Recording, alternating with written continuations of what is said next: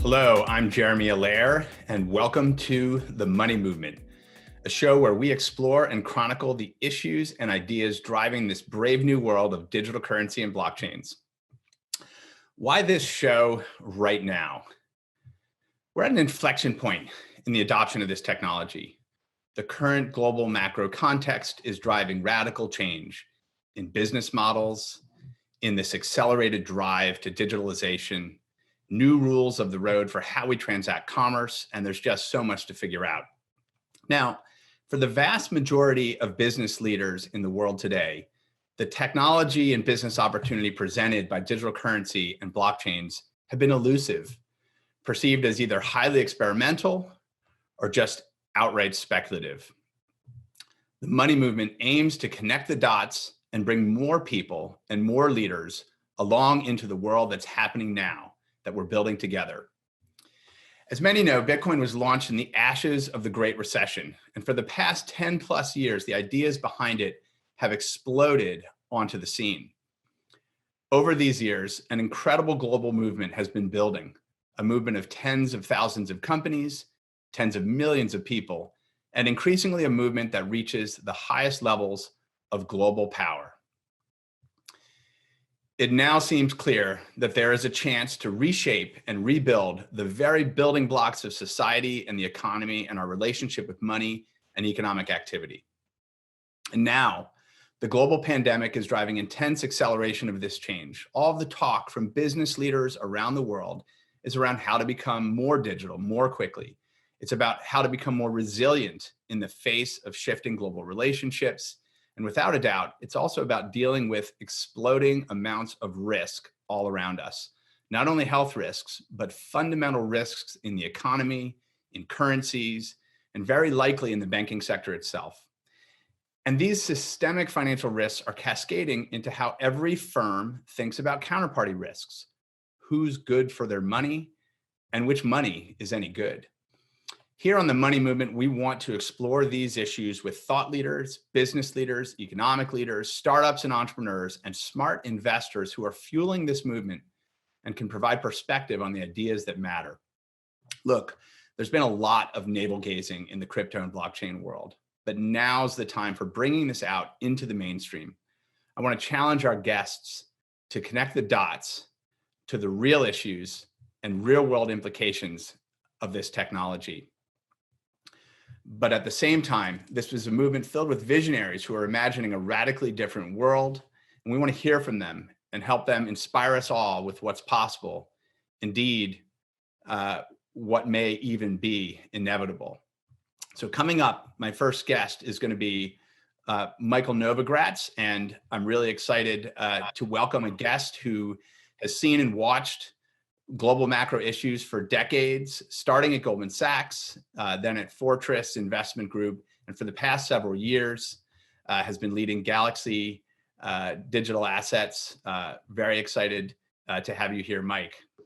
Welcome, Mike. Jeremy, how you doing? I'm doing great. Thanks for joining us today. Good day to be a crypto holder.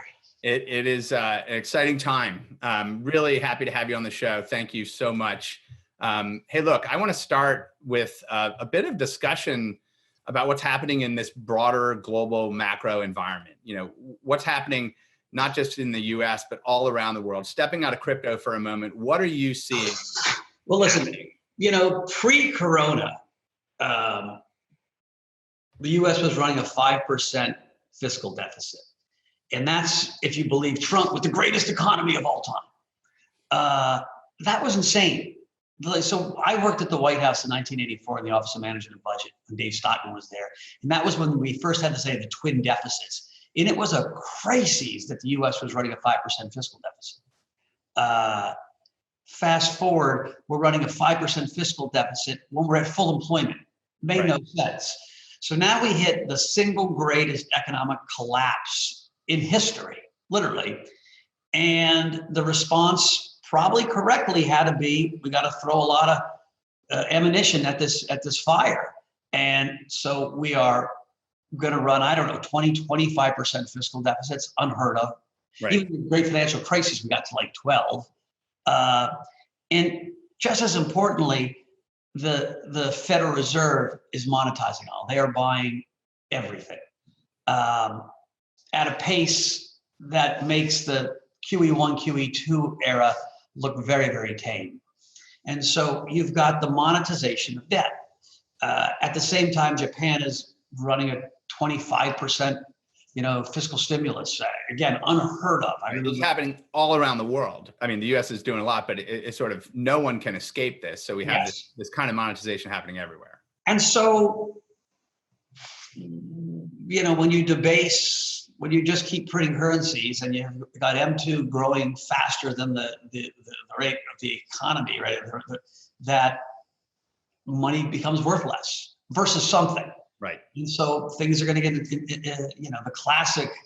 the classic hedge to that had been gold. Right. But there are other, yield curves should get very steep, because why would I want to lend someone money in 30 years at 1%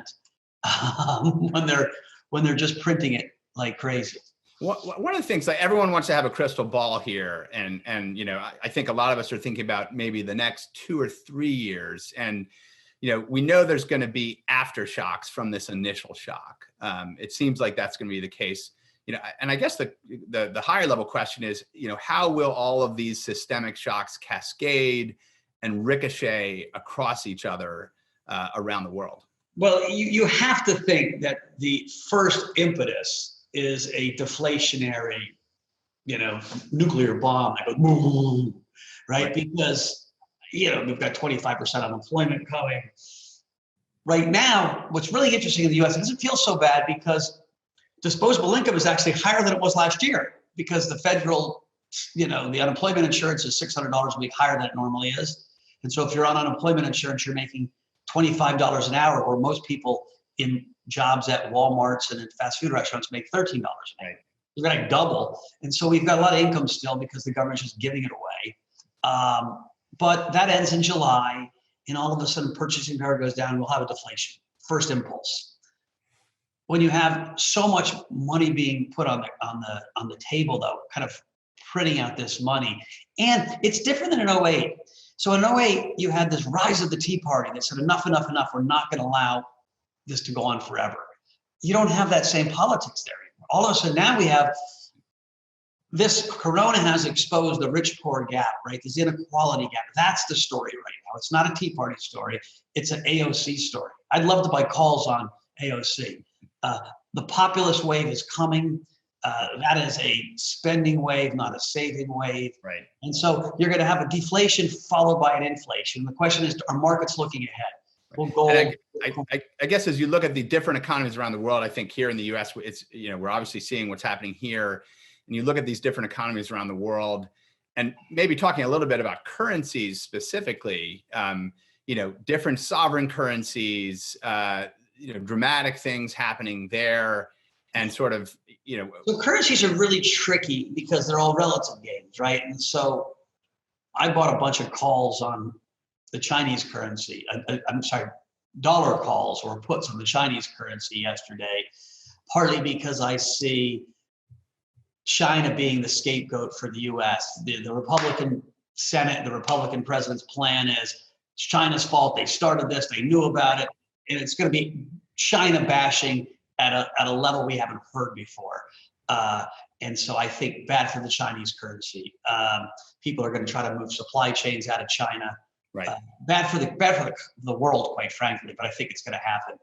Emerging market currencies also, I think, are shit out of luck in that, the world borrowed in dollars for the last, 30 years as globalization happened, more borrowing in dollars. And now when you're deleveraging, and this is a big deleveraging, you need to buy the dollars to pay them back. And so places like Turkey and Lebanon, and one of the great pluses for crypto is, unfortunately, is as those emerging market currencies become less stable, and you saw it in Venezuela and Zimbabwe in the past, but now Lebanon this year, Iran, Turkey, right. It's cascading everywhere. Brazil looks like it's going to 6, and if it goes past 6, who knows where it goes? Right. So this is this drive to dollars, right? And now, coming into this digital currency realm, we're also seeing in particular this drive to digital dollars, such as Tether, such as US dollar coins, so-called stable coins. What do you think is driving the surge in circulation and usage of stable coins? Clearly some of this global macro is fueling this. Would love to just hear this connection between what's happening in the world of sovereign currencies, global macro, and this rapid growth in. I'll give you a two-side story, because you look at the growth of Tether, which has been explosive, and Tether for the most part it was an Asian phenomena. Chinese not wanting to pay taxes, moving money around, and that accelerates when you have uncertainty and chaos. And that's what we have. And so I think there's one part of that, which is, hey, believe it or not, people trust Tether. It is standing the test of time. And there was lots of debate about it early. And, maybe there should be some debate about it, but it's become trusted. And so people still see themselves and value their net worth in dollars, right? There are very few real crypto complete, junkies. That measure their net worth in Bitcoin or an Ether, right, or something else, right? So we measure their worth in dollars. So the dollar will stay the dominant player in the world as a measure of wealth for a long time, unless something really bad happens. And so I think even, like Libra was going to plan to do a dollar stable coin, a euro stable coin, there are 5 different stable coins. Right. My hunch is when they do that, the dollar stable coin will dominate, because all the different places will want to buy dollars. And your stable coin, I think, is growing. Same reason. 75% growth in 6 weeks. It's been the second reason I think stable coins are growing is, the Microsoft CEO said we did 2 years of innovation in 2 months, right? The shift to digitalization in this COVID thing is happening at lightning speed. From the fear of germs on your paper money to the broader scheme of just, we're going to digitalize everything. I mean, we can do a conference call on Zoom. I never did Zoom, and now I do it 6 times a day.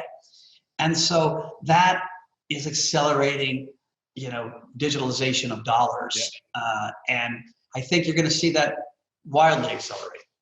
We certainly agree, and we're going to be talking about that a lot on the money movement. Obviously, I can't leave this interview, Mike, without a price prediction. Price of Bitcoin, end of 2020, price of Bitcoin a year from now? Yeah, I think something, really significant is happening. We always talk about on-ramps into Bitcoin and who are the new buyers. Well, I tell you, macro hedge funds are now buying Bitcoin as a macro investment. I just read Paul Tudor Jones's investment letter for this month, and Bitcoin's all over it. And Bitcoin has a inflation hedge. So that's kind of the first major hedge fund from a legend in the hedge fund industry, not buying it PA, but buying it in the fund. Yeah. That's a significant shift. And so we're seeing that in our business, more and more people coming in.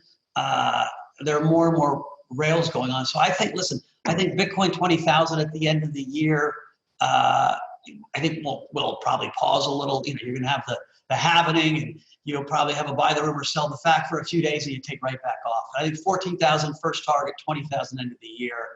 But I think we're starting a 4 to 5 year bull market in this. Yeah. The last pretty dramatic. The macro themes here, as we're talking about, throughout this conversation, are intensifying.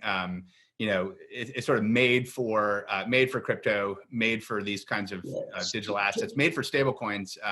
Really exciting. Hey, look, Mike. I'll leave it one last thought, because I think it's important. So I lived in Asia 93 to 2000, and the Asian financial crisis was the first time I saw markets just break apart. And what I've learned through that crisis, the 08 crisis, is when we have these wild paradigm shifts, shit happens that you could never expect. Right. So the possibility and the probability of really weird outcomes changes immensely. Will U.S. rates trade negative? They started to today. Could they, it used to be when swap spreads ever trade negative, then they traded negative 90 basis points. And so will the U.S. dollar lose its reserve status? Oh, tiny delta. Right. Probabilities are changing. And so I want investors to wake up to the fact that the old rules might not exist. I'm not saying they won't, but the probability and so crypto, even as just a hedge to all that, becomes a much more compelling story. A lot of structural stuff. Mike, this has been fantastic. Thank you so much. And look forward to having you again as well. Awesome. Take care. Take care, Mike. Certainly interesting times, and the global macro view is something that we're going to be coming back to a lot on the show. But a big thing we're going to explore in the money movement is the idea, and related to what we just talked about, that we're building a new architecture for the global economy, and that architecture is being built on blockchains and digital currency. Now, the global economy is built on trust, and the blockchain is a new architecture for that trust. And to help us explore this, I'm excited to welcome our next guest, Kevin Werbach, professor of legal studies and business ethics at the Wharton School and author of The Blockchain and the New Architecture of Trust. Welcome, Kevin. It's so nice to see you. You too. Thanks so much for having me, Jeremy. Excellent. Well, I really appreciate you joining the show. I think we first met over 20 years ago, and I know you and I were both around and active in some of the formation of the early internet. Maybe you could just talk for a minute about your time leading tech policy at the FCC as this new decentralized, permissionless open network, dubbed the internet, was emerging. So I graduated from law school in 1994, and I wanted to do internet law, and it didn't exist. I literally looked around for a job because I was convinced that the internet was this unbelievably transformative technology. It had impacts for law, but it was going to just change the world. And that's where I wanted to be. There were a few startups out there. There was, the Netscape browser had just gotten launched. But there were not a lot of places to do it. And it turned out that the Federal Communications Commission was hiring law students that year. And so I went to the FCC and I said, I want to do internet policy. They looked at me kind of cross-eyed and they said, okay, well, Al Gore in the White House keeps talking about this information superhighway thing. And so we should probably have some people looking at these issues. And so that turned out to be dumb luck and dumb luck of timing. That I got in on the ground floor and became counsel for new technology policy. I ran internet policy at the FCC, and the Clinton administration was part of the interagency working group on e-commerce policy that developed the overall US approach to internet. And back then, again, my community, the people I talked to, what I saw, what I was doing, this was the future. This is how we were going to communicate. It's how we're going to transact. And everything was going to go to internet technology. But at that time, that was really controversial. I would talk with AT&T and the big companies, and they'd say, oh, no, this is just a fad. There were 10 million people on the internet then in the whole world, of which I think 7 or 8 million were on AOL. No one in China could legally have a personal internet account when I got started. And we were convinced it was going to change the world and everyone was going to adopt it. And it turned out that happened. So a lot of that colors my experience on technology policy and on blockchain going forward. And really obviously a lot of amazing parallels, the permissionless open infrastructure, these open protocols, things like that. I think just on the topic of blockchains, I want to kick off this discussion a little bit with some definitions, some basic definitions and understanding. And one of the key things that we're trying to do here on the show is help bring more business leaders into this movement. And I think that just starts with understanding some of the basics. So maybe just take a minute for people, why are public blockchains or blockchains that are open to anyone to use and accessible on the internet so powerful and disruptive? Because of trust. Trust is the foundation for all value, whatever you're talking about, whether it's a fiat currency or gold or a stock or anything. The reason it has some value is because of trust, because you think and you're confident that if you get the thing that you can go and turn around and give it to someone else and it still has value. And I don't need to tell you, I don't need to tell the people listening in, we have a global crisis in trust right now. And this has been reinforced by survey after survey and academic research, trust in government, trust in corporations, trust in media, trust in really all institutions is going away. So we need a mechanism that can allow for confidence about value. Trust is, I talk about in the book, it's the fusion of confidence and vulnerability. If there's no vulnerability, if I've got a gun to your head, it's not trust. Trust has to have some risk, but it's the productive kind of risk. So how do we get to that state without being dependent upon central actors? Right. That is the potential of blockchain technology. Yeah, and I think this, a public infrastructure similar, to the early days of the internet, where anyone with a computer could join. The permissionless nature of that is one of the things that makes it so powerful. And if we can have an architecture for, contracts, for transactions, for money that is both open and permissionless, but also something that we can all trust and rely upon, that is, very, very fundamental, and quite a big deal. I wanted to, touch on this broader, digitalization theme. Mike touched on this as well. We're seeing this being accelerated. Public blockchains have the potential to play a massive role in that, and this global economic crisis and this sort of pandemic new normal. How do blockchains, these deeper issues of trust and digitalization, how are they going to be manifest? What do you see happening with those pieces coming together? Well, there's two things. One is anytime you have a crisis, things blow up and there's a chance to build something new. And some of that is just a lot of the incumbents are not there anymore, or they're not as powerful anymore. And some of that is people are willing to engage in some new thinking. And so there's an opportunity to rethink. There's particularly an opportunity to rethink money. The idea that we are still using paper bills in the United States seems kind of odd and antiquated now. So part of it is just that general change in thinking. But part of it is that, again, there are challenges with the financial system that we've known about for a long time. There are all the intermediaries and all the inefficiencies of that. And there's the problem that it's not fully programmable. It's not fully digital, right, like our internet technology. Right. And so if blockchain-based systems can realize that promise, and I keep saying if, because the reality is these things, you can call something a blockchain and it can actually turn out to be very centralized, or it can turn out to be something that's really useful for criminals. You can also ignore the law. And my argument as a legal scholar has always been, this is about trust. So we need systems that are consistent with regulation. Sure, there can be too much regulation, there can be bad regulation, but the idea that there should be a mechanism that prevents all the money from going to North Korea or to terrorists is not I don't think it should be a controversial notion. Right. We need to be able to do that in a way that allows for the decentralization. Right. It's an interesting connection to a related topic, which is, as you said, you're a legal scholar. You've worked on critical legal and policy issues.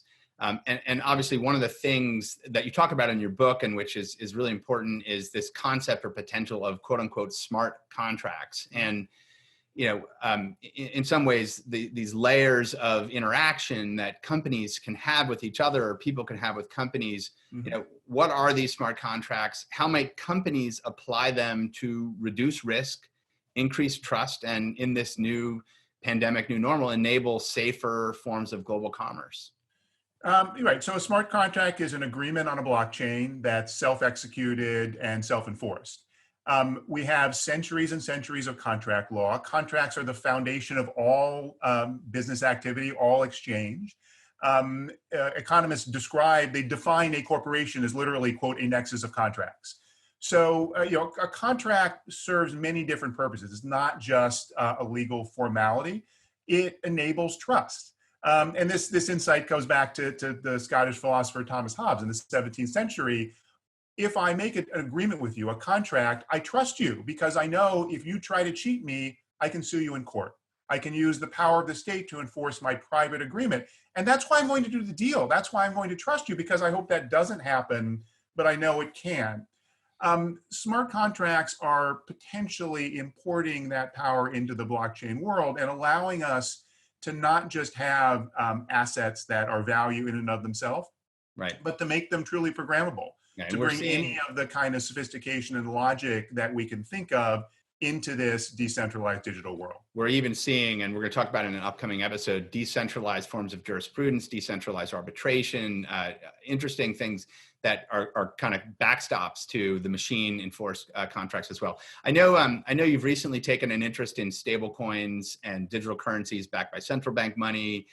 We're convening some sessions around that. Just quick thoughts. How might these be used in this new world of automated contracts, in this new architecture? Yeah, well, I mean, you were the one who turned me on to this, with the work that you were doing with USDC and Center and so forth. But I tend to think about it as the convergence of the blockchain crypto world and the traditional financial world. That if we truly believe in the idea of money going fully digital and fully programmable, then you need to have some way to, for example, not deal with the risk of fluctuation of price that we have with traditional cryptocurrencies. And you need to have some way, again, to have that confidence and that trust in what the value really is. So, it's a facilitating step. It's a bridging step. But, going back to where we started, you look at, the way the internet happened, there were people going out and saying, okay, everything's going to change. We're just going to start over. And then there were people like you with Allaire who said, no, okay, people develop applications. Let's come up with a way to develop internet applications, right? And take the best of what we did traditionally with software development and the potential of having something be online and put them together. And in hindsight, that was the foundation for the revolution, really. Right. And I think the same thing is going to be true now. Yeah, I appreciate that. Thank you so much, Kevin. It was really great to see you, and look forward to speaking to you again very soon. You as well. Good luck with the podcast. Thanks, Kevin. So a lot of important themes there, and we're going to continue to explore these in the coming weeks, including an upcoming episode focused on trust and risk in this new global economic crisis, as well as getting hands-on with real-world use cases for programmable money and smart contracts. So now a theme running through all of this is the rise of stablecoins and their role as a building block for this new global economic architecture. Of course, this is near and dear to my heart, and I know is also a big theme on the mind of Kyle Samani, one of the smartest people in the crypto and blockchain world and co-founder of the prolific crypto fund, Multi-Chain Capital. Welcome, Kyle. It's so nice to have you here on The Money Movement. Hey, Jeremy, great to be on the show. Thanks for having me. Absolutely. Well, maybe very quickly, just tell our viewers a little bit about Multi-Chain Capital and the broader thesis behind the firm. Sure. Multi-Chain Capital is an investment firm based in Austin, Texas. We are a thesis-driven firm, and we invest in the crypto ecosystem. We run two funds, a hedge fund and a venture fund. Venture investing in the private side of the market and the hedge fund in the public side of the market. And we've got 13 employees now in the U.S., East Coast, West Coast, and Texas, and in China. We spend a lot of our time and energy doing deep diligence and research and developing high conviction theses and making concentrated bets. Some of the best reads in this space come out of you guys. Really tremendous thought leadership, and the thesis work is phenomenal. Thank you, Jeremy. I appreciate it. I love writing and getting a chance to share it, and I'm really glad other people enjoy it. So glad to be here on the show. Excellent. So I want to dig into your stablecoin thesis. Maybe you could just start, maybe describe at a high level what your thesis is about, why these have emerged and where they're going and what role they're going to play in the broader global economic system. Yeah, so we've been watching the stablecoin ecosystem evolve now for about 2 or 3 years, and it's really just started to hit its stride recently in a major way. At the end of the day, no one really, I find that the legacy system, whether it's Venmo or PayPal or Bank of America or JP Morgan, transferring dollars in those systems is archaic and painful. Transferring USDC or other stablecoins on the Ethereum or other blockchains is really just a magical experience. Fees are much lower, it's instant, it just everything works seamlessly. And so when I kind of take that and extend it to other just payments opportunities, it's very clear to us that the crypto payment rails are the payment rails of the future. Right.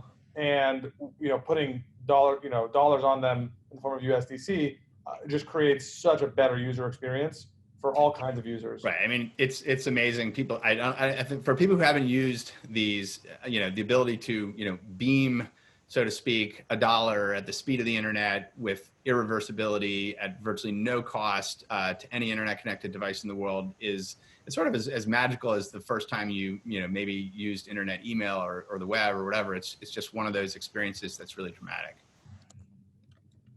Yeah, it's like we're at the point now where, for example, when we settle trades with our OTC counterparties prefer that we settle trades in USDC rather than using the legacy banking system. Right. So, I mean, where do you see this going? I mean, is this, are we moving into a phase where, obviously stablecoins got their start in the sort of digital asset trading markets, just as you've noted, even in your own business. Are we at a place, are we approaching a tipping point where real world businesses are using these to, pay their suppliers, pay each other, receive payments, really starting to become a real payment and settlement medium on the internet? Yeah, so you would have better insight on kind of a granular basis than I would, given the nature of Circle's business. But what I can tell you we see happening from our vantage point is a lot of interest in people making payments faster and better in all kinds of instances.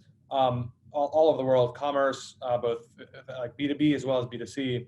The other thing we've seen that's been really interesting has been just a flight to the USD from citizens all over the world.